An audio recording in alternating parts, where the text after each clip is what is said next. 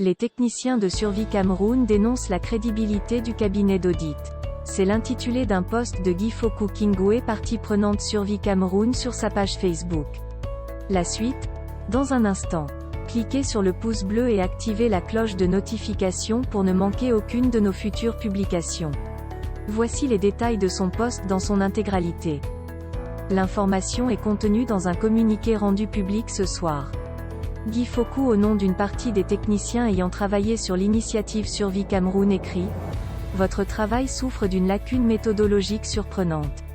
En effet, ayant constaté le fameux écart dont vous reconnaissez vous-même qu'un accès au support technique de l'éditeur du logiciel vous est nécessaire pour vous prononcer avec certitude, pourquoi n'avez-vous pas pris attache avec ce dernier afin qu'il vous mette à disposition les moyens techniques pour infirmer, valider ou confirmer, tel qu'annoncé dans vos hypothèses ? Et à défaut, élargir les recherches. Autre manquement grave. Il ne vous a pas échappé que sur le compte bancaire de transit mis à la disposition de l'initiative, les généreux donateurs qui ne voulaient pas passer par les plateformes en ligne pouvaient faire des virements bancaires classiques. Nombreux sont ceux qui ont fait leurs dons à travers ce canal. Or, dans votre flowchart du processus de collecte des dons, cette hypothèse n'apparaît nulle part et la somme des dons collectés par ce canal ne semble pas avoir été prise en compte par votre audit.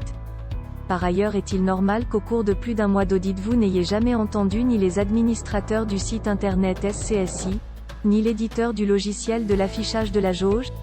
En tout état de cause, soucieux de célébrer la générosité exceptionnelle des donateurs et d'évacuer toute suspicion sur le travail bénévole abattu par notre équipe technique pour le compte du programme humanitaire SCSI, nous porterons à la connaissance de nos généreux donateurs l'explication de cet écart et les informations reçues de l'éditeur du logiciel de prise en charge de la jauge à la suite de la demande d'explication que notre équipe lui a adressée bien avant que SCSI n'envisage un audit indépendant.